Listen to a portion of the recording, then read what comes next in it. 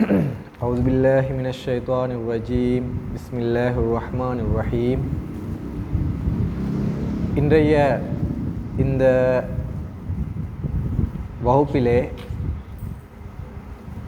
ஹுசூர் அன்வர் ஐயதுல்லாஹு தாலா பின் நஸ்ரில் அசீஸ் அவர்களால் வக்ஃபேனோ மற்றும் வாக்ஃபாத்தேனோ பிள்ளைகளுக்காக மாணவ மாணவியர்களுக்காக இம்முறை அல் வசியத் அந்த நூலை பாடத்திட்டமாக ஹுசூர் அவர்கள் சேர்த்திருப்பதன் காரணமாக அரை மணி நேரம் தமிழ் மொழியிலும் அரை மணி நேரம் சிங்கள மொழியிலும் அல் வசியத் நூலை உங்கள் முன்னிலையில் வாசித்து தேவையான சிறு விளக்கங்களை நான் முன்வைக்க நாடுகின்றேன். அந்த வகையிலே அல் வசியத் என்று உருதுவில் ஹஜ்ரத் மசீஹ் மவுத் அலைஹிஸ்ஸலாத்து வஸ்ஸலாம் அவர்களால் எழுதப்பட்ட இந்த நூலை பற்றிய ஒரு அறிமுகத்தை முதலில் நான் முன்வைக்க விரும்புகின்றேன். இது அல் வசியத் நூலில் அதாவது தமிழ் மொழிபெயர்ப்பில் இந்த அறிமுகம் வைக்கப்பட்டிருக்கின்றது. இதில் எழுதப்படுகின்ற விஷயம் என்னவென்றால், அல் வசியத் உயில் என்ற இந்த நூல் 1905ஆம் ஆண்டு டிசம்பர் மாதம் எழுதப்பட்டதாகும். இந்த நூலை ஹஜ்ரத் வாக்களிக்கப்பட்ட மசீஹும் மஹதியுமான ஹஜ்ரத் மிர்சா குலாம் அஹ்மத் அலைஹிஸ்ஸலாத்து வஸ்ஸலாம் அவர்கள் தமது மரணம் அண்மையில் நிகழப்போகின்றது என்பதை வெளிப்படுத்துகின்ற எல்லா இறை அறிவிப்புகளையும் இந்த நூலிலே அன்னார் எழுதியிருக்கின்றார்கள். நபியுடைய மரணத்தினால் அவருடைய சமுதாயத்திற்கு ஏற்படுகின்ற அதிர்ச்சி தொடர்பாக ஜமாத்திற்கு ஆறுதல் கூறியவாறு 2 விதமான வல்லமைகளை காட்டுவது தொன்று தொட்டு இருந்து வரும் அல்லாஹ்வின் நடைமுறையாகும் என்று அன்னார் கூறியிருக்கின்றார்கள். எனவே ஒரு நபியினுடைய வஃபாத்தின் பிறகு அல்லாஹு தஆலா இந்த உலகிலே காட்டுகின்ற 2 வல்லமைகளை அன்னார் இந்த நூலிலே குறிப்பிடுகின்றார்கள். அதிலே முதலாவது வல்லமை, அதாவது நபியின் மூலமாக, நபியுடைய மரணத்துக்கு மூலமாக அல்ல, மாறாக ஒரு நபியின் மூலமாக அல்லாஹு தஆலா காட்டுகின்ற முதல் வல்லமை என்னவென்றால் அந்த நபியினுடைய தோற்றமாக இருக்கின்றது. அதாவது அந்த நபியினுடைய வருகையின் மூலமாக அந்த நபியினுடைய தோற்றம் அல்லாஹுடைய வல்லமையின் ஒரு பிரதிபலிப்பாக இருக்கின்றது. மேலும் இரண்டாவதாக, நபியின் மரணத்திற்கு பிறகு 2வது வல்லமை எனும் தன்னுடைய கரத்தை ஹிலாஃபத்தின் மூலமாக அல்லாஹு தஆலா காண்பிக்கின்றான். உதாரணமாக ஹஜ்ரத் நபிகள் நாயகம் ஸல்லல்லாஹு அலைஹி வஸல்லம் அவர்களுடைய மரணத்திற்கு பிறகு அல்லாஹு தஆலா ஹஜ்ரத் அபூபக்கர் ரலியல்லாஹு அன்ஹு அவர்களை ஹலீஃபாவாக நிறுத்தினான். அவர்கள் இஸ்லாத்தை அழிவிலிருந்து காப்பாற்றினார்கள். ஆக ஹஜ்ரத் மசீஹ் மவுத் அலைஹிஸ்ஸலாத்து வஸ்ஸலாம் அவர்கள் தனது மரணத்தை பற்றிய செய்தியை தெரிவித்த அதே சமயத்தில் அத்துடன் ஹிலாஃபத்தின் ஒரு நிரந்தர தொடர்பு தமது ஜமாத்தில் தொடர்ந்து நீடிக்கும் என்ற அந்த நற்செய்தியையும் அன்னார் ஜமாத்திற்கு வழங்கினார்கள். மேலும் ஹஜ்ரத் மசீஹ் இஸ்லாம் அவர்கள் ஹஜ்ரத் அபூபக்கர் ரலியல்லாஹு அன்ஹு அவர்களை உதாரணமாக எடுத்து கூறிய பிறகு மிகவும் தெளிவான சொற்களில் ஹிலாஃபத்தை பற்றி அன்னார் கூறினார்கள். நான் போகாத வரை அந்த 2வது வல்லமை உங்களிடம் வராது. ஆனால் நான் சென்ற பிறகு அந்த 2வது வல்லமையை இறைவன் உங்களுக்காக அனுப்பி வைப்பான், அதாவது ஹிலாஃபத்தை. அது எப்போதும் உங்களுடன் இருக்கும் என்று மசீஹ் இஸ்லாம் அவர்கள் கூறியிருக்கின்றார்கள். எனவே ஹஜ்ரத் மசீஹ் மவுத் அலைஹிஸ்ஸலாத்து வஸ்ஸலாம் அவர்கள் இறைவனுடைய நாட்டத்திற்கு ஏற்ப இஸ்லாத்தை பரப்புதல், திருக்குர்ஆனின் கட்டளைகளை பிறருக்கு எட்ட வைத்தல் ஆகிய நோக்கங்களை நிறைவேற்றுவதற்காக நாளுக்கு நாள் வளர்ச்சியடையும் ஒரு நிரந்தர அமைப்பை நிறுவுவது பற்றிய அறிவிப்பை இந்நூலில் வெளியிட்டார்கள். அது அல் வசியத் அமைப்பு என்ற பெயரால் பிரசித்தி பெற்ற அமைப்பாகும். அப்போ இந்த நூலினுடைய 3 முக்கியத்துவங்கள்: முதலாவது தன்னுடைய வஃபாத்தை பற்றிய அந்த செய்தி, அது சம்பந்தமான அந்த வஹி அறிவிப்புகள்; இரண்டாவதாக ஹிலாஃபத்தை பற்றிய அந்த முன்னறிவிப்பு நற்செய்தி; மூன்றாவதாக இந்த ஜமாத்தை வளர்த்து போஷிப்பதற்காக இஸ்லாத்தை உலகில் பரப்புகின்ற, திருக்குர்ஆனுடைய போதனைகளை உலகில் எட்ட வைக்கின்ற அந்த நோக்கத்தை நிறைவேற்றுவதற்கான அந்த வேலை திட்டம், அது அல் வசியத் அமைப்பு என்ற பெயரால் அன்னார் அதனையும் இதிலே குறிப்பிடுகின்றார்கள். மேலும் இதுவே வருங்காலத்தில் உலகில் உருவாகும் பல்வேறு பொருளாதார அமைப்புகளுக்கு புது உலக திட்டமாக நிரூபணமாகும்.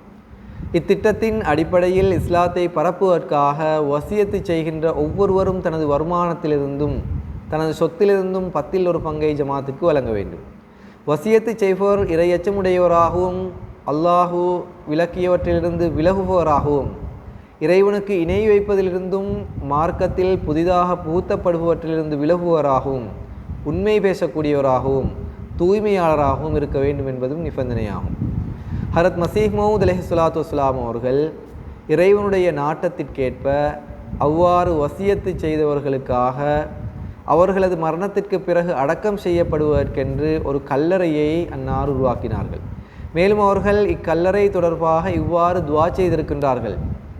அதாவது வசியத்து செய்தவர்கள் நல்லடக்கம் செய்யப்பட இருந்த அந்த கல்லறைக்காக அன்னார் இவ்வாறு துஆ செய்திருக்கின்றார்கள். இந்த நூலிலே இறைவன் இதில் அருள் புரிவானாக, அதாவது இதில் என்றால் இந்த கல்லறையில் அருள் புரிவானாக, இதனை சொர்க்கத்திற்குரியவர்களின் கல்லறையாக ஆக்குவானாக, உண்மையிலேயே உலகத்தை விட மார்க்கத்திற்கு முன்னுரிமை வழங்கி உலகின் நேசத்தை விட்டு தங்களை இறைவனுக்காக ஆக்கிக்கொண்டு தங்களிடத்தில் தூய்மையான மாறுதலை உருவாக்கி ஹதரத் நபிகள் நாயகம் ஸல்லல்லாஹு அலைஹி வஸல்லம் அவர்களின் சஹாபிகள் போன்று நேர்மை உண்மை ஆகியவற்றின் முன்மாதிரியை காட்டக்கூடிய இந்த ஜமாத்தை சேர்ந்த தூய உள்ளம் கொண்ட மக்கள் இறுதியாக உறங்குமிடமாக அது இருக்கட்டும் என்று இறைவனிடம் நான் துஆ செய்கின்றேன்.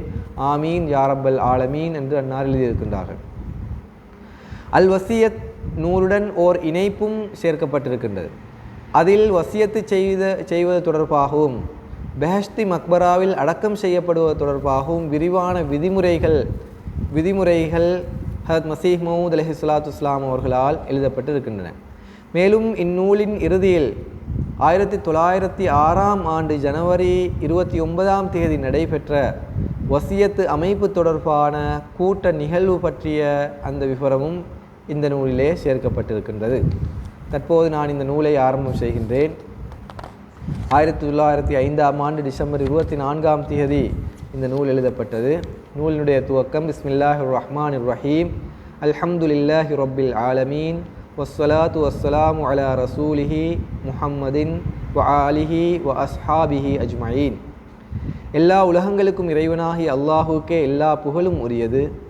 அவனது தூதர் முஹம்மது ஸல்லல்லாஹு அலைஹி வஸல்லம் அவர்கள் மீதும் அன்னாருடைய குடும்பத்தார் மீதும் அன்னாரின் அனைத்து தோழர்கள் மீதும் சாந்தியும் சமாதானமும் உண்டாகட்டும். வல்லமையுள்ள இறைவன் எனக்கு தொடர்ச்சியாக அருளிய இறை அறிவிப்புகளில் எனது மரணத்தின் நேரம் நெருங்கிவிட்டதாக கூறினான். இது தொடர்பாக அவனிடமிருந்து எந்த அளவு தொடர்ச்சியாக இறை அறிவிப்புகள் வந்தனவென்றால் அவை எனது இருப்பின் அடித்தளத்தையே அசைத்துவிட்டன. மேலும் அவை இவ்வுலக வாழ்வை விட்டும் என் உள்ளத்தை திருப்பிவிட்டதால் நான் எனது நண்பர்களுக்கும் எனது சொற்களிலிருந்து பயன்பெற விரும்பும் அனைத்து மக்களுக்கும் சில அறிவுரைகளை எழுதுவது பொருத்தமானதாக இருக்கும் என்று கருதுகின்றேன். எனவே எனக்கு எனது மரணத்தை பற்றி தெரிவித்து என்னிடம் இவ்விஷயங்களை எழுத தூண்டிய அந்த தூய இறையறிவிப்பு பற்றி முதலில் உங்களுக்கு தெரிவிக்கின்றேன். அரபி மொழியில் வந்த வஹி இதுவாகும். இதனை எழுதிய பிறகு உருதுவில் வந்த வஹியும் எழுதப்படும். அரபி மொழியில் அன்னாருடைய வஃபாத்தை குறித்து வந்த அந்த வஹி அது இவ்வாறு இருக்கின்றது. கருப அஜலுக்கல் முகத்தர் வலா நுபுகீலக மினல் முஹ்தியாத்தி திக்ரா கல்ல மீஆது ரப்பிக வலா நுபுகீலக மினல் முஹ்தியாத்தி ஷைஆ வ இம்மா நுரியன்னக பஅதல்லதி நஇதுஹும் அவு நதவஃபயன்னக தமூது வ அனா ராதிம் மின்க ஜாஅ வக்துக வ நுபுகீலகல் ஆயாத்தி பையினாத்தின் கருப மா தூஅதூன் வ அம்மா பிநிஅமதி ரப்பிக ஃபஹத்திஸ் இன்னஹு மன் யத்தகில்லாஹ வ யஸ்பிர் ஃபஇன்னல்லாஹ லா யுதீஉ அஜ்ரல் முஹ்சினீன். இதனுடைய பொருள், உமக்கு விதிக்கப்பட்ட முடிவு நேரம் அருகில் வந்துவிட்டது. உமது இழிவிற்கு காரணமாக இருக்கும் எந்த ஒரு விஷயங்களின் பெயரையும் அடையாளத்தையும் நாம் விட்டு வைக்க மாட்டோம். உமக்கு இறைவன் நிர்ணயித்துள்ள கால அவகாசம் குறைவாகவே எஞ்சியுள்ளது. உம்மை இழிவுபடுத்தும் நோக்கத்தோடு கூறப்படும் அனைத்து ஆட்சேபனைகளையும் நாம் அகற்றிவிடுவோம். அவற்றில் எதையும் எஞ்சியிருக்க விடமாட்டோம். இந்த இல்ஹாமுக்கு விளக்கத்தை முஸ்லிம் இஸ்லாம் அவர்கள் கூறுகின்றார்கள். எதிரிகள் தொடர்பான நமது முன்னறிவிப்புகளில் சிலவற்றை நாம் உமக்கு இன்னும் இருக்கின்றது. அதாவது அந்த வஹீனுடைய மொழிபெயர்ப்பு, எதிரிகள் தொடர்பாக நமது முன்னறிவிப்புகளில் சிலவற்றை நாம் உமக்கு காட்டவோ அல்லது உமக்கு மரணத்தை தரவோ நாம் ஆற்றல் பெற்றுள்ளோம். நான் உம்மிடம் முழுமையாக திருப்தி அடைந்திருக்கும் நிலையில் நீர் மரணிப்பீர். உமது நேரம் வந்துவிட்டது. உம்மை உண்மைப்படுத்துவதற்கான மிக தெளிவான அடையாளங்களை நாம் எப்போதும் வைத்திருப்போம். உமக்கு வாக்களிக்கப்பட்டது அருகில் இருக்கின்றது. உமக்கு வழங்கப்பட்ட உமது இறைவனின் அருள்களை மக்களிடத்தில் எடுத்து கூறும். எவர் இறை அச்சத்தை மேற்கொண்டு பொறுமையுடன் இருப்பாரோ அப்படிப்பட்ட நல்லவர்களது கூலியை இறைவன் வீணாக்க மாட்டான். உமக்கு கண்ணிய குறைவையும் இழிவையும் ஏற்படுத்த காரணமாக இருக்கும் விஷயங்களை நாம் எஞ்சியிருக்க விடமாட்டோம். தற்போது விளக்கத்தை என்னால் கூறுகின்றார்கள். இந்த இல்ஹாமிலே உமக்கு கண்ணிய குறைவையும் இழிவையும் ஏற்படுத்த காரணமாக இருக்கும் விஷயங்களை நாம் எஞ்சியிருக்க விடமாட்டோம் என்ற இறைவனின் இந்த கூற்று இரு கருத்துக்களை கொண்டது என்பதை இவ்விடத்தில் நினைவில் கொள்ள வேண்டும். அதாவது அந்த அல்லாஹுடைய கூற்றுக்கு இரண்டு அர்த்தங்கள் இருக்கின்றன. முதலாவது, உம்மை இழிவுபடுத்தும் எண்ணத்தில் வெளியிடப்படும் ஆட்சேபனைகளை நாம் அகற்றிவிடுவோம். மேலும் அந்த ஆட்சேபனைகளின் பெயரும் அடையாளமும் எஞ்சியிருக்காது என்று இறைவன் கூறியிருக்கின்றான். இரண்டாவதாக, தமது தீய செயல்களை கைவிடாமல், இரண்டாவது அர்த்தம் என்னவென்றால், தமது தீய செயல்களை கைவிடாமல், தீய பேச்சுக்களை விட்டு விலகாமல், என்னை குறித்து இப்படிப்பட்ட அவதூறுகளை கூறுபவர்களை நாம் இவ்வுலகிலிருந்து எடுத்து விடுவோம். இப்பூமியில் அவர்களை இல்லாமல் ஆக்கிவிடுவோம்.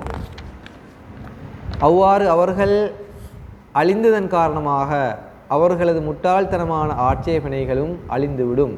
ஆக அந்த இல்ஹாமினுடைய அந்த பகுதிக்கு இரண்டு அர்த்தங்கள். முதலாவதாக ஆட்சேபனைகள் அகற்றப்படும். இரண்டாவதாக ஆட்சேபனைகள் புரியக்கூடியவர்கள் அகற்றப்படுவதன் மூலமாக ஆட்சேபனைகள் இல்லாமல் போகும் என்ற அந்த இரண்டு விளக்கமும். இதற்கு பிறகு இறைவன் எனது மரணம் தொடர்பாக உருது மொழியில் கீழ்காணும் சொற்களில் என்னை நோக்கி இவ்வாறு கூறினான். அதாவது உருது மொழியில் வந்த அந்த இல்ஹாமும் இருக்கின்றது. बहुत थोड़े दिन रह गए हैं, उस दिन सब पर उदासी छा जाएगी, ये होगा ये होगा ये होगा, बाद इसके तुम्हारा वाक़या होगा, तमाम हवादस और अजाइबात कुदरत दिखलाने के बाद तुम्हारा हादसा आएगा. இதனுடைய மொழிபெயர்ப்பு, மிகவும் சொற்க நாட்களே எஞ்சியுள்ளன. அந்நாளில் எல்லாரின் மீதும் துக்கம் சூழ்ந்து கொள்ளும். இது நிகழும் இது நிகழும் இது நிகழும். இதற்கு பிறகு உமது சம்பவம் நிகழும். எல்லாவித சேதங்களும் இயற்கையின் ஆச்சரியங்களும் காட்டப்பட்டதன் பின் உமது மரணம் நிகழும். கடும் சேதங்கள் தொடர்பாக எனக்கு வழங்கப்பட்டுள்ள ஞானம் இதுதான். இதற்கு விளக்க மசீம் இஸ்லாம் அவர்கள் எழுதுகின்றார்கள். கடும் சேதங்கள் தொடர்பாக எனக்கு வழங்கப்பட்டுள்ள ஞானம் இதுதான். அதாவது உலகின் ஒவ்வொரு திசையிலும் மரணம் தனது வலையை விரித்துவிடும். பூகம்பங்கள் நிகழும். அவை கடுமையாகவும் மறுமையின் முன்மாதிரியாகவும் இருக்கும். மேலும் அவை பூமியை தலைகீழாக புரட்டிவிடும். பலரது வாழ்வு கசப்பானதாக மாறிவிடும். பிறகு எவர் பாவமன்னிப்பு தேடி பாவங்களிலிருந்து விலகிவிடுவாரோ அவர் மீது இறைவன் கருணை காட்டுவான். இக்காலகட்டத்தை பற்றி எல்லா நபிமார்களும் முன்னறிவித்துள்ளது போன்று இவை அனைத்தும் நிகழ வேண்டியது அவசியமானதாகும். ஆனால் எவர்கள் தமது உள்ளத்தை சீர்திருத்திக் கொள்வார்களோ, மேலும் இறைவனுக்கு பிரியமான வழிகளில் நடப்பார்களோ, அவர்களுக்கு எவ்வித அச்சமும் ஏற்படாது. அவர்கள் துயரப்படவும் மாட்டார்கள். பிறகு இறைவன் என்னை நோக்கி இவ்வாறு கூறினான். तू मेरी तरफ से नज़ीर है, मैंने तुझे भेजा ता मुजरिम नेकोकारों से अलग किए जाएं. அதாவது நீர் என்னால் அனுப்பப்பட்ட ஓர் எச்சரிப்பாளர் ஆவீர். குற்றவாளிகளை நல்லவர்களிலிருந்து பிரித்து விடுவதற்காக நான் உம்மை அனுப்பியுள்ளேன். மேலும் இறைவன் கூறினான், दुनिया में एक नज़ीर आया पर दुनिया ने उसको कबूल ना किया, लेकिन खुदा उसे कबूल करेगा और बड़े ज़ोरावर हमलों से उसकी सच्चाई ज़ाहिर करेगा. मैं तुझे इस कदर बरकत दूँगा कि बादशाह तेरे कपड़ों से बरकत ढूंढेंगे. பொருள், உலகிற்கு ஓர் எச்சரிப்பாளர் வந்தார். உலகமோ அவரை ஏற்றுக்கொள்ளவில்லை. ஆனால் இறைவன் அவரை ஏற்றுக்கொள்வான். மேலும் வல்லமை மிக்க தாக்குதல்களால் அவரது உண்மையை வெளிப்படுத்துவான். இந்த இடத்திலே ஓர் அடிக்குறிப்பு போடப்பட்டிருக்கின்றது. அதில் எழுதப்படுவதாவது, உலகின் கண்கள் திறந்திருக்கும் என்றால் நான் இந்த நூற்றாண்டின் ஆரம்பத்தில் தோன்றியிருப்பதையும் இதுவரை ஏறக்குறைய 14ஆம் நூற்றாண்டின் கால் பகுதி கழிந்திருப்பதையும் அது கண்டுகொள்ளும். நபிமொழிகளில் முன்னறிவித்திருந்ததற்கிணங்க நான் வாதம் செய்த சமயத்தில் ரமலான் மாதத்தில் சந்திர கிரகணமும் சூரிய கிரகணமும் நிகழ்ந்தது. பிளேக் நோயும் நாட்டில் பரவியது. பூகம்பங்களும் நிகழ்ந்தன. அவை இன்னும் நிகழவும் இருக்கின்றன. எவர்கள் இவ்வுலகை நேசித்து என்னை ஏற்றுக்கொள்ளாமல் இருக்கின்றார்களோ அவர்கள் மீது பரிதாபமே. அந்த உருது இல்ஹாமினுடைய மொழிபெயர்ப்பின் தொடர்ச்சி, நான் எந்த அளவுக்கு அருள்களை வழங்குவேன் என்றால் அரசர்கள் உமது ஆடையிலிருந்து அருள்களை தேடுவார்கள்.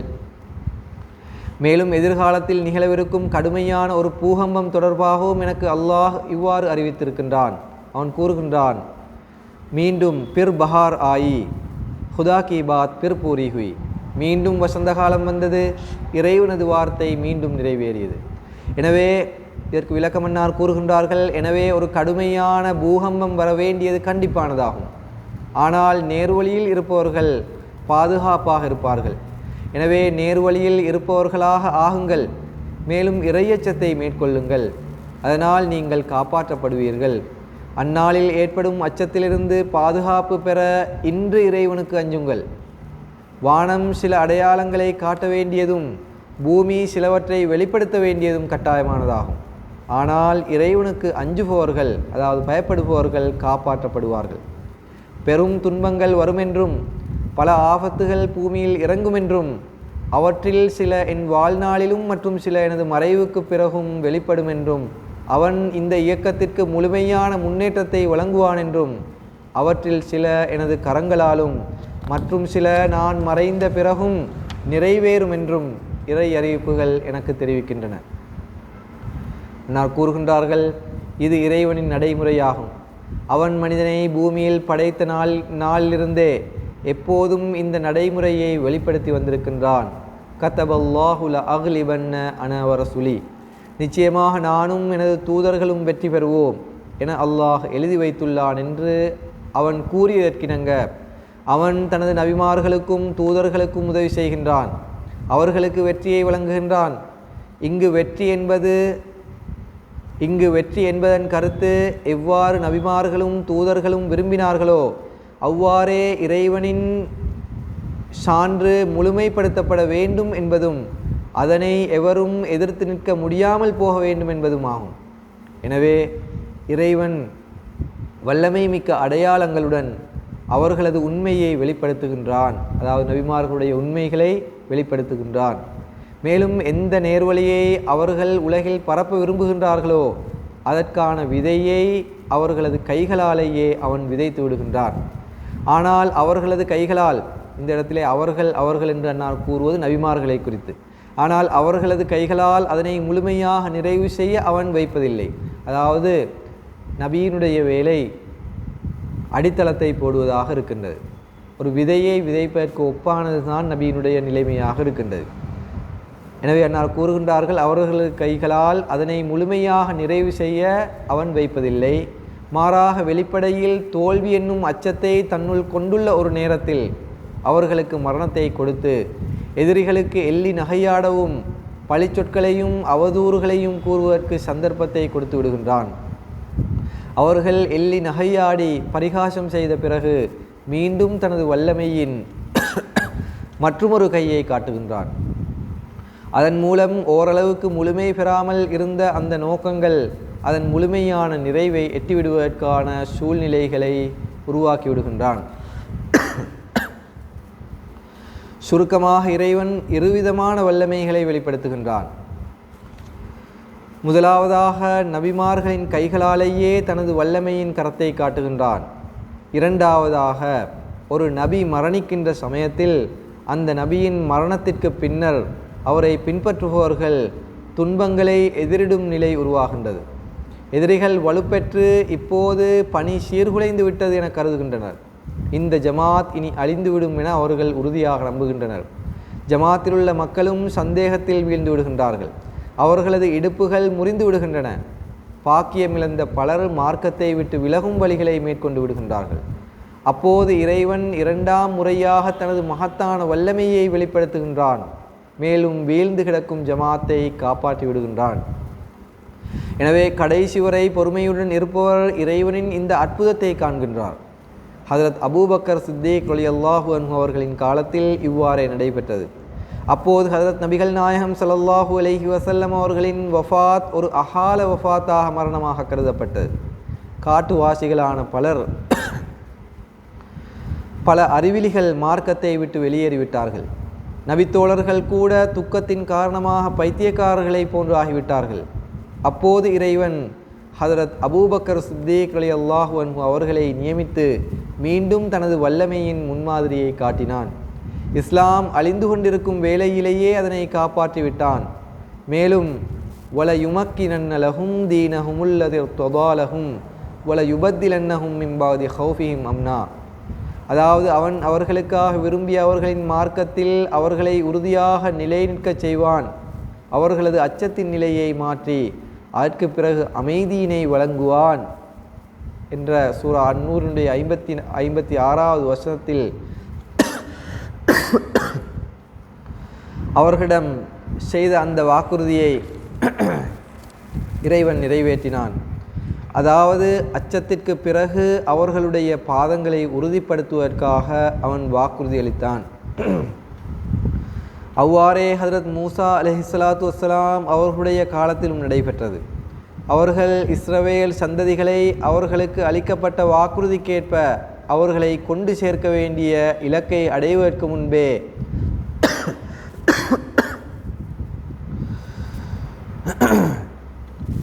கனான் தேசத்திற்கும் எகிப்திற்கும் கனான் தேசத்திற்கும் இடைப்பட்ட வழியில் சென்று கொண்டிருக்கையில் மரணமடைந்து விட்டார்கள். அதாவது மூசா அலைஹிஸ்ஸலாம் அவர்கள் இஸ்ரவேல் சமுதாயத்தை கனான் தேசத்திற்கும் அதாவது பலஸ்தீனத்துக்கு அழைத்து சென்ற அந்த வழியிலேயே இடையிலேயே மூசா அலைஹிஸ்ஸலாம் அவர்கள் வஃபாத்தாகிவிட்டார்கள். இஸ்ரவேல் மக்களுக்கு அவருடைய மரணத்தினால் பெரும் துக்கம் ஏற்பட்டது. தௌராத்தில் எழுதப்பட்டிருப்பதைப் போல் இஸ்ரவேல் மக்கள் இந்த அகால மரணத்தின் துக்கத்தினாலும் ஹஜ்ரத் மூசா அலைஹிஸ்ஸலாம் அவர்களுடைய திடீர் பிரிவின் துயரத்தினாலும் 40 நாட்கள் வரை அழுது கொண்டிருந்தார்கள். ஹஜ்ரத் ஈசா அலைஹிஸ்ஸலாத்து வஸ்ஸலாம் அவர்களுடனும் இப்படித்தான் நடைபெற்றது.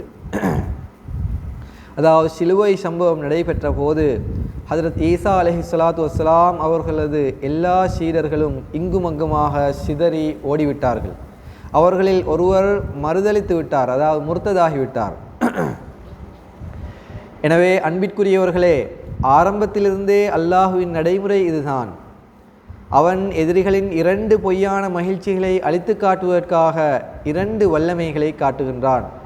எனவே இப்போது இறைவன் தனது பழமையான அந்த நடைமுறையை விட்டுவிடுவது சாத்தியமில்லை. எனவே நான் உங்களுக்கு எடுத்து கூறியிருக்கின்ற விஷயங்களில் வருத்தப்படாதீர்கள். உங்கள் உள்ளம் கவலையடைய வேண்டாம். ஏனெனில் இந்த 2வது வல்லமையை காண்பதும் உங்களுக்கு அவசியமானதாகும். மேலும் அது வருவது உங்களுக்கு சிறந்ததாகும். ஏனெனில் அது நிரந்தரமானதாகும். அதாவது ஹிலாஃபத்தை பற்றி இந்த இடத்துல முஸ்லிம் இஸ்லாம் அவர்கள் 2வது வல்லமை என்று கூறுகின்றார்கள். அதன் தொடர் மறுமை வரை அறந்து விடாது. அதாவது மறுமை வரை ஹிலாஃபத்தினுடைய அந்த தொடர் முறிந்து விடாது, துண்டிக்கப்படாது. மேலும் நான் செல்லாத வரை அந்த 2வது வல்லமை வர முடியாது. ஆனால் நான் சென்று விட்டால் இறைவன் உங்களுக்காக அந்த 2வது வல்லமையை அனுப்புவான். அது எப்பொழுதும் உங்களுடன் இருக்கும். இறைவனின் வாக்குறுதி பராஹீனே அஹ்மதியாவில் குறிப்பிடப்பட்டுள்ளது. மேலும் அவ்வாக்குறுதி என்னை பற்றியது அல்ல, மாறாக உங்களை பற்றியதாகும். நான் உம்மை பின்பற்றும் உமது ஜமாத்தை மறுமை வரை மற்றவர்களின் மீது மேலோங்கச் செய்வேன் என்று இறைவன் கூறியிருக்கின்றான். எனவே என்னை பிரியும் நாள் உங்களுக்கு வரவேண்டியது அவசியமானதாகும். அதற்கு பிறகு நிரந்தரமான வாக்குறுதிக்கான அந்த நாள் வரும். நமது இறைவன் வாக்குறுதிகளில் உண்மையானவனும் நன்றியுள்ளவனும் உண்மையாளுமாவான். அவன் வாக்குறுதி அளித்த எல்லாவற்றையும் உங்களுக்கு காட்டுவான். இந்த நாட்கள் உலகத்தின் கடைசி நாட்களாகும்.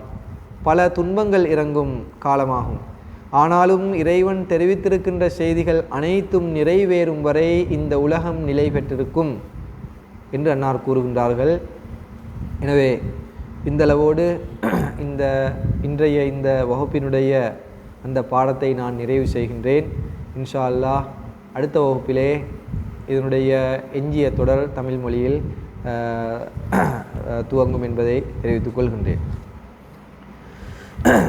දැන් මං අල් වසියත් අවසන් කැමැත්ත නමින් සිංහල භාෂාවට පරිවර්තනය කර තිබෙන මෙම අල් වසියත් ග්‍රන්ථය ඔබ හමුවේ කියවා පෙන්වීමට මම සූදානම් වෙනවා. ඊට මත්තෙන් මෙම අල් වසියත් ග්‍රන්ථය සම්බන්ධව කෙටි පැහැදිලි කිරීමක් ඔබ හමුවේ තිබීමට මම බලාපොරොත්තු වෙනවා. මෙම කෙටි පැහැදිලි කිරීම මෙම සිංහල පරිවර්තනයේ සඳහන් වෙලා තියෙනවා. එය මා ඔබ ඉදිරියේ තබන්නම්. පරිශුද්ධ වූ හදරත් පොරොන්දු මෙසායා මෙන්ම මහදිතුමාණන් ක්‍රිස්තු වර්ෂ 1905 දෙසැම්බර්හි අල් වසියත් නම් මෙම ග්‍රන්ථය ප්‍රකාශයට පත් කළේය. එහි එතුමාණන් තමන්ගේ අභාවය පිළිබඳව අති උසස් වූ දෙවියන්ගෙන් ලැබූ අනාවරණය සඳහන් කරමින් තම ජමාතයට එනම් එතුමාණන්ගේ අනුගාමිකයන්ට සැනසීම ලබා දෙමින් මෙසේ පැවසුවේය. අතීතයේ සිට අති උසස් වූ අල්ලාහ්ගේ ක්‍රියාපිළිවෙත වූයේ බල මහිමයන් දෙකක් විදහාපයමයි. එහින් ප්‍රථම බල මහිමය නම් නබිවරයාණන්ගේ පහළවීමයි. තවද නබිවරයාණන්ගේ අභාවයෙන් පසුව එම දෙවන බල මහිමය හෙළිවන්නේය. ඒ කියන්නේ අල්ලාහ් තාලා අතීතයේ සිටම තමාගේ බල මහිමයන් දෙකක් පෙන්වනවා. ඒකේ පළමුවෙනි බල මහිමය තමයි නබිවරයාගේ පෙමිනීම. දෙවෙනි බල මහිමය තමයි නබිවරයාගේ අභාවයෙන් පසුව එම ජමාතය නබිවරයාගෙන් පටන් ගෙනුණු එම ජමාතය ආරක්ෂා කිරීම පිණිස ඛිලාෆතෙන් අල්ලාහ් තාලා පෙන්වන එම බල මහිමය. මේ ආකාරයට එතුමාණන් තමන්ගේ අභාවය පිළිබඳව පුවත ලබා දීමත් සමගම ඛිලාෆත්හි නිරන්තර සංවිධානයක් තමන්ගේ ජමාතය තුල ක්‍රියාත්මක වන බවට සුභාරංචිද ලබා දුන්නේය. මෙම සංගරාවෙහි හදරත් මසීහ් මවූද් අලයිහිස්සලාතු වස්සලාම් තුමාණන් දේව අභිමතයේ යටතේ ඉස්ලාමීය ව්‍යාප්ත කිරීම සහ කුර්ආනයේ නියෝගයන්හි අරමුණු ප්‍රචාරය කිරීම සඳහා වසියත් පරිපාලනයද ස්ථාපිත කිරීම නිවේදනය කළේය. මෙම අල් වසියත් ග්‍රන්ථයේ තිබෙන ඉතාමත් වැදගත් කරුණු දෙකක් තිබෙනවා. දෙකක් නෙමෙයි තුනක් තියෙනවා. පළමුවෙනි එක තමයි තමාගේ අභාවය ලං වී තිබෙන බවට අල්ලාහ් තාලා විසින් පහළ කෙරුණු එම වහී සියල්ල දේව අනාවරණයන් සියල්ලම එතුමාණන් මෙම ග්‍රන්ථයේ සඳහන් කරලා තිබෙනවා. පළමුවෙනි එක.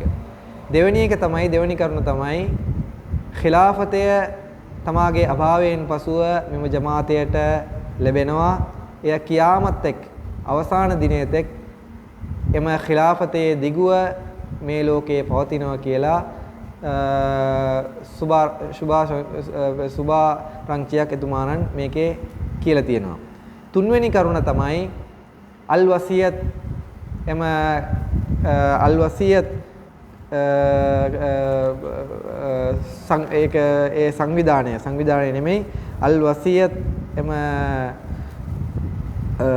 කරුණ මේ ජමාතයේ ස්ථාපිත වෙනවා. අල් වසියත් එම සැලසුම මේ ජමාතයේ ක්‍රියාවට නංවනවා කියලා මෙම පොතේ එතුමාණන් සඳහන් කරලා තිබෙනවා.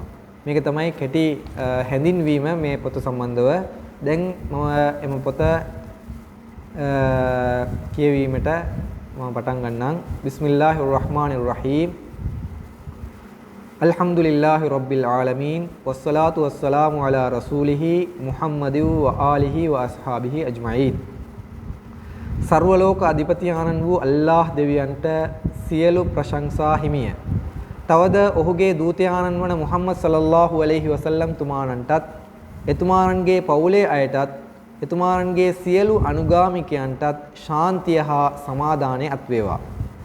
බල සම්පන්න වූ දෙවියන් මාහට නිරතුරුවම පහළ කළ දේව අනාවරණයන් මගින් මාගේ මරණය සිදුවන වේලාව සමීප වී ඇතැයි මා දෙනුවත් කළේය.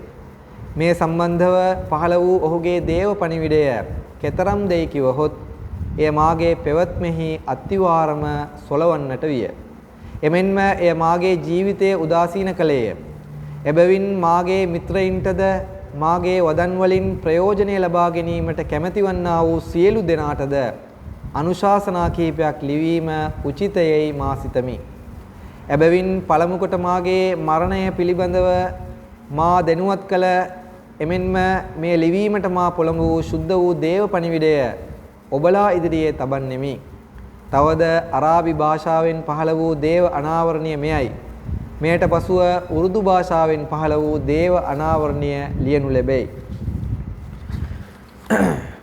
මුස්ලිම් සඳහන් කරනවා අරාබි දේව පණිවිඩය වහිය කරුබ අජලුකල් මුකද්දර් වලා නුබුකී ලක මිනල් මුඛ්දියාති zikra qalla mi'adu rabbika wala nubqi laka minal mukhziyati shay'a wa imma nuriyannaka ba'dal ladhi na'iduhum aw natawaffayannaka tamutu wa ana radin minka jaa waqtuka nubqi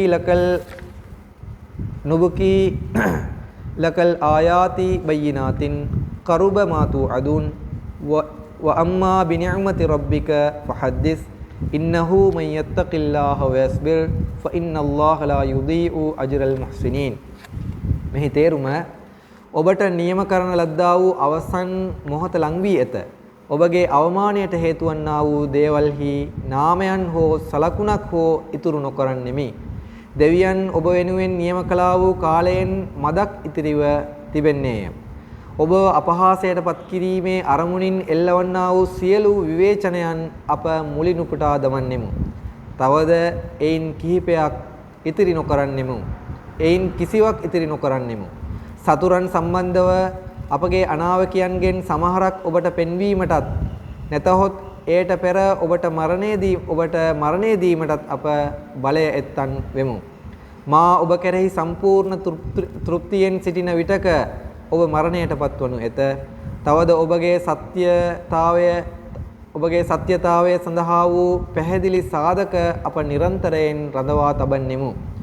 තවද ඔබ පොරොන්දු වූ දේ ඊතා සමීපය ඔබට පිරිනෙමු ඔබගේ දෙවියන්ගේ අනුග්‍රහය ජනයා ඉදිරියේ දේශනා කරන්න.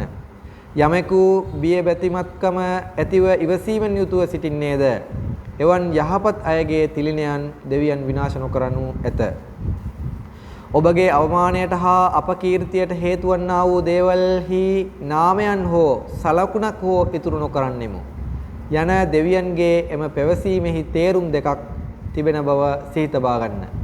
දැන් හදරත් මසීහ් මුස්ලිම් තුමාණන් එම දේව අනාවකීයේ තිබෙන මෙම කරුණ එනම් ඔබගේ අවමානයට හා අපකීර්තියට හේතු වන්නා වූ දේවල්හි නාමයක් හෝ සලකුණක් හෝ ඉතුරු නොකරන්නෙමු යන එම දේව කරුණට පැහැදිලි කිරීමක් එතුමාණන් ලබා දෙනවා.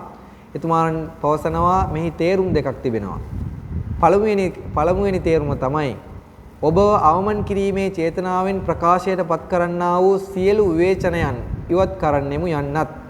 දෙවෙනි එක තමයි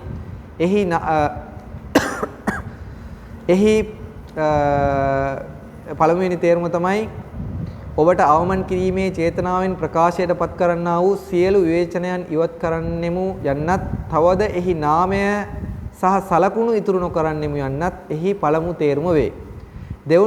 දෙවන තේරුම තමයි තම දෘෂ්ට ක්‍රියාවන් අත් නොහැර පහත් වචන භාවිතා කිරීමෙන් නොයලකී අපවාද කරන්නන්ව අප මෙලොවින් මුලින් උපුටා දමන්නෙමු. තවද මෙම මිහිතලයෙන් ඔවුන්ව අතුගා දමන්නෙමු. එවිට ඔවුන්ගේ විනාශ වීම හේතුවෙන් ඔවුන්ගේ පහත් විවේචනයන්ද තුරන් වනු ඇත. මෙයට පසුව මාගේ මරණය පිළිබඳව දෙවියන් උර්දු भाषाවෙන් මා මතා මෙසේ පැවසුවේය. बहुत थोड़े दिन रह गए हैं उस दिन सब पर उदासी छा जाएगी. ये होगा बाद इसके तुम्हारा वाक़या होगा. तमाम हवादस और अजाइबातें कुदरत दिखलाने के बाद तुम्हारा हादसा आएगा. මෙහි තේරුම ඉතිරි වී ඇත්තේ ටික දවසයි. එම දිනේ සියලු දෙනා මත දුක වෙලා ගන්නේය. මෙය සිදුවන්නේමය. පසුව ඔබගේ සිද්ධිය සිදුවන්නේය. සියලු ව්‍යසනයන් හා ස්වභාව ධර්මයේ ආශ්චර්යයන් පෙන්වූ වායින් පසු ඔබගේ මරණය සිදුවන්නේය. ඉතුමාන් සඳහන් කරනවා ධර්ම ව්‍යසනයන් සම්බන්ධව මාහට දෙනු ලැබූ ඥානය මෙසේය. එනම් ලෝයෙහි සියලු දෙසින්ම මරණය බහුලව පැතිරෙනු ඇත. භූමිකම්පාවන් සිදුවනු ඇත. තවද එය ඊතා දරුණු ලෙස සිදුවනු ඇත. තවද එය අවසන් දිනෙහි නිදසුන් වනු ඇත. තවද එය පොළව උඩු යටිකුරු කරනු ඇත. බහුතරයන්ගේ ජීවිත කටුක වනු ඇත. පසුව කවුරුන් හෝ පශ්චාත්තාප වී පාපයන්ගෙන් ඈත් වන්නේද දෙවියන් ඔවුන් කෙරෙහි කරුණාව දක්වනු ඇත. මෙම කාලවකවානුව පිළිබඳව සියලුම නබිවරුන් අනාවැකි පළ කර ඇති පරිදි මේ සියල්ල සිදුවීම නියතය. නමුත් කවුරුන් හෝ Tamanගේ සිත් නිවැරදි කරගන්නේද එමෙන්ම දෙවියන් ප්‍රිය කරන මාර්ගයන්හි ගමන් කරන්නේද ඔවුන්ට කිසිදු බියක් ඇති නොවනු ඇත. එමෙන්ම ඔවුන් ශෝක වන්නේද නැත. देवियन माँ अमता में से पेवसुए तू मेरी तरफ से नज़ीर है, मैंने तुझे भेजा ता मुजरिम नेकोकारों से अलग किए जाएं. එනම් ඔබ මා වෙතින් වූ අවවාද කරුවෙකි, වැරදි කරුවන්ව යහපත් අයගෙන් වෙන් කරනු පිණිස මා ඔබව එව්වෙමි. तवद මෙසේ पेवसुए दुनिया में एक नज़ीर आया पर दुनिया ने उसको कबूल ना किया, लेकिन खुदा उसे कबूल करेगा और बड़े ज़ोरावर हमलों से उसकी सच्चाई ज़ाहिर कर देगा. मैं तुझे इस कदर बरकत दूंगा कि बादशाह तेरे कपड़ों से बरकत ढूंढेंगे. එනම් ලොවට එක් අවවාද කරුවෙකු පෙමිණියේය. නමුත් ලොව ඔහුව පිළි නොගත්තේය. නමුත් දෙවියන් ඔහුව පිළිගත්තේය. තවද බලවත් ප්‍රහාරයන් මගින් ඔහුගේ සත්‍යතාවය හෙළි කරනු ඇත. මෙහි කෙටි සටහනක් තිබෙනවා. ඉතුමාන් පවසනවා ලෝකයාගේ දැස් විවෘත නම් මා මෙම ශතවර්ෂයේ ආරම්භයේදී පහළ වූ බව ඔවුන් දැනගනු ඇත. තවද 14 වන සියවසෙහි කාර්තුවක් ගෙවී ගොස් ඇත. නබි වදන්හි සඳහන් වන පරිදි මා වාද කරන කාලයේ රමලාන් මාසයේදී චන්ද්‍ර ග්‍රහණයද සූර්ය ග්‍රහණයද ඇතිවිය. තවද තාඌන් නම් බ්ලේක් වසංගතයද රට තුල පැතුරුණි. තවද භූමිකම්පාද ඇතිවුණි. තවත් ඇතිවන්නේය. නමුත් මාව ප්‍රතික්ෂේප කරමින් ලෝකයට ඇලුම් කළා වූ ඔවුන්ගෙන අහෝ දුකකි. එම දේව පණිවිඩයේ අර්ථය තවත් තිබෙනවා. මා ඔබට කෙතරම් ආශිර්වාද පිරිනමන්නේද කියහොත් රජවරුන් පවා ඔබගේ වස්ත්‍රයන්ගෙන් ආශිර්වාද සොයනු ඇත. තවද අනාගතයේදී ඇතිවීමට තිබෙන්නා වූ දරුණු භූමිකම්පා පිළිබඳව पुवत माहट देने लदी. पशु में से पेवसुए फिर बहार आई, खुदा की बात फिर पूरी हुई. नेवतत वसंत काले उदावीय देवियनगे वदन नेवत इटुविय. එහෙයින් දරුණු භූමිකම්පාවක් පැමිණීම අනිවාර්ය දෙයක් වේ. නමුත් යහමගෙහි සිටින්නන් ඒන් සුරක්ෂිතය. එබැවින් යහමග ලද්දන් වනු බියබැතිමත් වනු එමගින් ඔබලා ආරක්ෂා වනු ඇත. එම දිනෙහි ඇතිවන්නා වූ බියෙන් ආරක්ෂා වීම පිණිස අද දෙවියන් කෙරෙහි බියබැතිමත් වනු.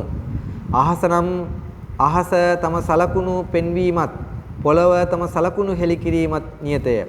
නමුත් දෙවියන් කෙරෙහි බිය දක්වන්නන් එයින් ආරක්ෂා වනු ඇත.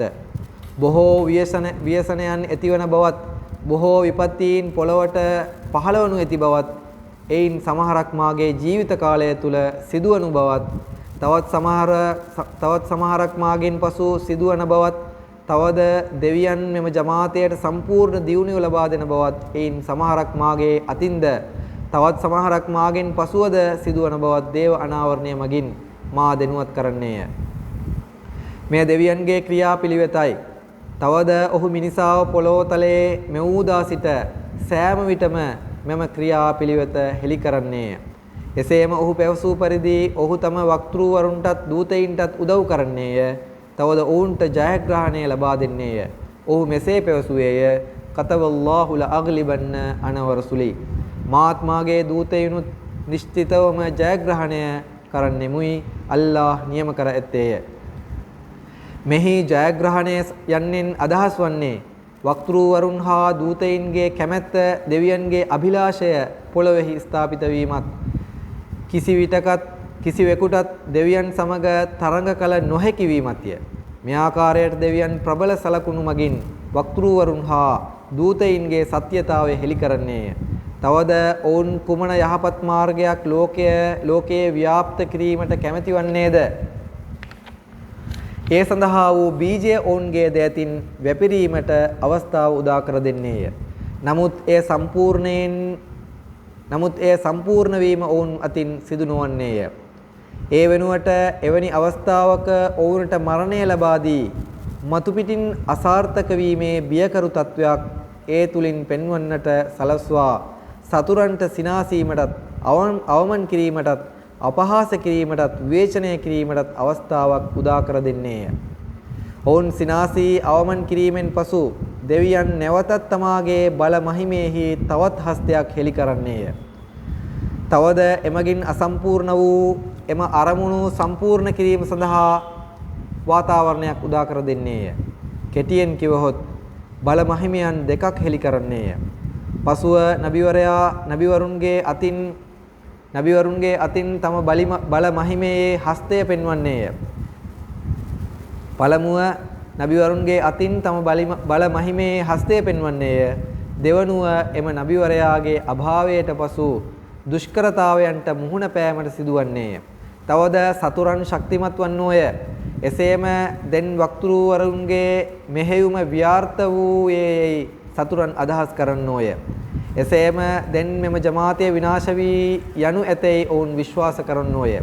එසේම ජමාතයේ සමාජිකයන්ද අවුල් සහගත තත්වයකට ලක්වන්නෝය. තවද ඔවුන්ගේ කොඳු නාරටිය බිඳුණු තත්වයකට පත්වන්නේය. එසේම සමහර අවාසනාවන්තයින් මුර්තද් වීමේ මාර්ගය අනුගමනය කරන්නෝය. එවිට දෙවියන් දෙවනවරට තම විශිෂ්ට බල මහිමය හෙළි කරන්නේය. ඇද වැටමින් තිබූ ජමාතය ආරක්ෂා කරන්නේය. එබැවින් යමෙක් අවසානයේ තෙක් ඉවසා දරා සිටියේද දෙවියන්ගේ මෙම හාස්කම දකින්නේය. මෙතෙන් පටන් මුස්ලිම් ඉස්ලාම්තුමාණන් ඛිලාෆතය ගැන සඳහන් කරනවා. හදරත් අබූ බකර් සිද්දීක් රලියල්ලාහු අන්හු තුමාණන්ගේ කාලයේද මෙසේ සිදුවිය. එනම් එවකට හදරත් මුහම්මද් සල්ලල්ලාහු අලයිහි වසල්ලම් තුමාණන්ගේ අභාවය අකල් මරණයක් ලෙස සලකනු ලැබීය. එවිට බොහෝ නූගත් ගැමියන් මුර්තද් වී ගියෝය. සහාබිවරුන්ද දුක දරාගත නොහැකිව උම්මතකයන් මෙන් හැසිරුණේය. එවිට දෙවියන් හදරත් අබූ බකර් සිද්දීක් රලියල්ලාහු අන්හු තුමාව පත්කොට එමගින් නැවතත් තම බලමහිමෙහි ආදර්ශය පෙන්වීය. එසේම පිරිහීමට ආසන්නව තිබුණු ඉස්ලාමය ආරක්ෂා කළේය. එසේම වල යුමක්කිනන්න ලහුම් දීනහුම් අල්ලදි තලාලහුම් වල යුබද්දිලන්නහුම් මින් බාදි ඛෞෆිහිම් අම්නා. එනම් ඔවුන් වෙනුවෙන් තෝරාගෙන ඇති ඔවුන්ගේ ධර්මය ඔහු නියත වශයෙන්ම ඔවුන්ට ස්ථාපිත කර දෙන්නේ යයිද. නියත වශයෙන්ම ඔහු ඔවුන්ගේ භීතියට පසු ඒ වෙනුවට ඔවුන්ට ආරක්ෂාවත් සාමයත් සලසා දෙන්නේ යයිද පොරොන්දු වී ඇත යන පොරොන්දුව ඉටු කළේය. එනම් භීතියට පසු අප ඔවුන්ගේ පාදයන් ස්ථාවර කරන්නෙමු යන්නයි. මේ ආකාරයටම හදරත් මූසා අලයිහිස්සලාතු වස්සලාම් තුමාගේ කාලයේද සිදුවිය. මේ ආකාරයටම මූසා අලයිහිස්සලාතු වස්සලාම් තුමාගේ කාලයේද සිදුවිය. එහෙත් හදරත් මූසා අලයිහිස්සලාතු වස්සලාම් තුමා බනි ඉස්රායිල් වරුන්ට දෙන ලද පොරොන්දුව අනුව ඔවුන්ට ඊජිප්තුවේ සිට කන්ආන් දෙසට යන අතරතුර එතුමා මරණයටපත් වීය. එනම් බනි ඉස්රායිල් වරුන්ව ෆලස්තීනයට එක් ළඟා කර ලීම සඳහා මූසා අලයිහිස්සලාතු වස්සලාම් තුමාණන් එම බනි ඉස්රායිල් ජන කොට්ටාසය අරන් යනවා ෆලස්තීනයට යන අතරවාරයේදී ඊජිප්තුවට සහ කන්ආනයට අතර ස්ථානයේදී මූසා අලයිහිස්සලාතු වස්සලාම් තුමාණන් මරණයටපත් වෙනවා. එතුමාගේ මරණය හේතුවෙන් බනි ඉස්රායිල් වරුන් බලවත් ශෝකයටපත් වූහ. තවරාත්හි එය මෙසේ ලියා ඇත. එනම් හදරත් මූසා අලයිහිස්සලාතු වස්සලාම් තුමාගේ අකල් මරණය සහ ෂණික නික්මෑම හේතු කොටගෙන බනි ඉස්රායිල් වරුන් දින 40ක් දක්වා හඬා වැළපෙමින් සිටියෝය. හදරත් ඊසා අලයිහිස්ලාම් තුමා සමගද මේ ආකාරයටම සිදුවිය. එනම් කුරුසේ සිද්ධිය වන විට එතුමාගේ සගයින්ද තනින් තන විසිර ගියෝය. එමෙන්ම ඔවුන් අතරින් කෙනෙක් මුර්තද් වී ආගමද අත්හැර ගියේය. එබැවින් හිතවතුනි, මුල සිටම අල්ලාහ්ගේ ක්‍රියාපිළිවෙත මෙයම විය. එනම් ඔහු සතුරන්ගේ ව්‍යාජ ප්‍රීතිමත් අවස්ථාවන් දෙකක් සුණු විසුණු කරනු පිණිස තම බලමහිමයන් දෙකක් පෙන්වන්නේය. එබැවින් දැන් ඔහු තම එම පැරණි ක්‍රියාපිළිවෙත අත්හැර දැමීම විය නොහැකි දෙයකි. එබැවින් මා ඔබට පැවසූ දේ හේතු කොටගෙන ඔබ දුකටපත් නොවන්න. තවද ඔබගේ හදවත් දුක් නොවිය යුතුය. මන්දයත් එම දෙවන බල මහිමය දැක ගැනීමට ඔබලාට අත්‍යවශ්‍යය. තවද එය පැමිණීම ඔබලාට යහපතක්ය. මන්දයත් එය සදාකාලික වන බැවිනි. එය අවසන් දිනය දක්වා විසන්දි නොවනු ඇත. තවද මා ආපසු යනතුරු එම දෙවන බලමහිමය නොපැමිණෙනු ඇත. නමුත් මා ගිය පසු දෙවියන් එම දෙවෙනි බලමහිමය ඔබ වෙතට එවනු ඇත. එය ඔබ සමගම සදාකල් තිබෙනු ඇත. බරාහීනේ අහ්මදියාහි දෙවියන්ගේ එක් පොරොන්දුවක් ඇත. එම පොරොන්දුව මා පිළිබඳව නොව ඔබලා පිළිබඳවය. දෙවියන් මෙසේ පවසයි. බරාහීනේ අහ්මදියාහි ඔබව අනුගමනය කරන මෙම ජමාතයට මා අවසන් දිනයතෙක් අන් අය අභිභවා ජයග්‍රහණය දෙන්නෙමි. මේ තමයි බරාහීනේ අහ්මදියාහි සඳහන් කර තිබෙන පොරොන්දුව. එබැවින් නියත වශයෙන්ම මාගෙන් වෙන්වන දිනය ඔබලාට පැමිණීම අනිවාර්ය දෙයක් වන්නේය. ඉන්පසුව සදාකාලික පොරොන්දුවක් වූ එම දිනය උදා වනු ඇත. අපගේ දෙවියන් පොරොන්දු ඉටු කරන එමෙන්ම විශ්වාසවන්ත සහ සත්‍ය දෙවියාණන් වන්නේය. ඔහු ඔබට පොරොන්දු සියල්ල ඔබට පෙන්වනු ඇත. මේ දිනයන් ලෝකයේ අවසන් දිනයන් වූවත් එසේම බොහෝ ආපදාවන් තිබුණත් දෙවියන් විසින් පොරොන්දු එම සියලුම දේවල් සම්පූර්ණ වන තුරු ලොව පවතිනු ඇත.